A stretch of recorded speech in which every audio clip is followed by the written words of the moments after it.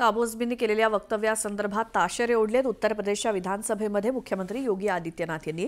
यानंतर आता पुन्हा महाराष्ट्रातली बातमी ती म्हणजे विरोधी पक्षनेता होण्याचा भास्कर जाधव यांचा मार्ग कठीणच होणार असल्याची माहिती आता समोर आली आहे। भास्कर जाधवांच्या नावाला भाजप आणि शिंदेंच्या शिवसेनेच्या पक्षातील नेत्यांनी विरोध करण्याची शक्यता आहे। सूत्रांनी न्यूज 18 लोकमतला तशी माहिती दिली आहे। दरम्यान महाविकास आघाडीचं सरकार असताना भास्कर जाधव तालिका अध्यक्ष होते आणि तालिका अध्यक्षपदाच्या काळात भास्कर जाधवांनी भाजपच्या आमदारांचं निलंबन केलं होतं।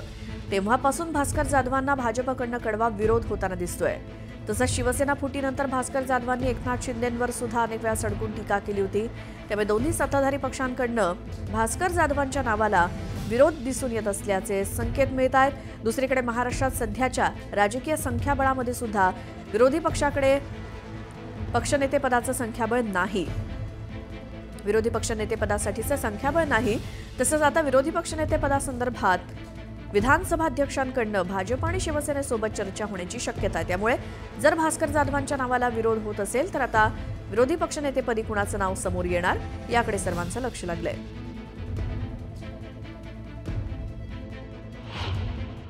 आमच्या पक्षाचे पदाधिकारी काँग्रेसचे पदाधिकारी उद्धव ठाकरे साहेब हे सगळे आधी बसले, चर्चा झाली आणि त्यानंतर एक नाव पुढे आलं आणि ते नाव अध्यक्ष महोदयांपर्यंत त्या ठिकाणी दिलं गेलं, ते होतं भास्कर जाधवांचं नाव।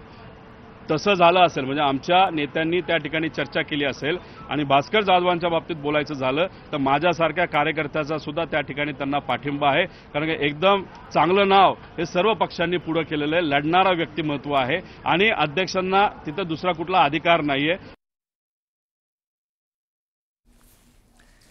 तर अधिवेशन काळामध्ये विधान भवनामध्ये सरसकट प्रवेश बंद करण्यात आला। अत्यंत गरजेच्या कामासाठीच फक्त प्रवेश दिला जाणार आहे।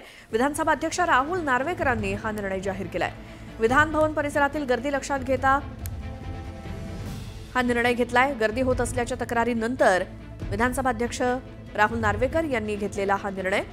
अगदी महत्त्वाचं काम असेल तरच या परिसरात प्रवेश मिळेल, अन्यथा विधान भवनात सरसकट प्रवेश बंदी करण्यात आली आहे। अत्यंत गरजेच्या कामासाठीच प्रवेश दिला जाणार आहे। विधानसभा अध्यक्ष राहुल नार्वेकर यांनी घेतलेला हा निर्णय विधान भवन परिसरातली गर्दी लक्षात घेता हा निर्णय घेतला गेलाय। गर्दी होत असल्याच्या तक्रारीनंतर अध्यक्ष राहुल नार्वेकर यांनी सरसकट प्रवेश बंदी लागू केली आहे विधानसभा परिसरात।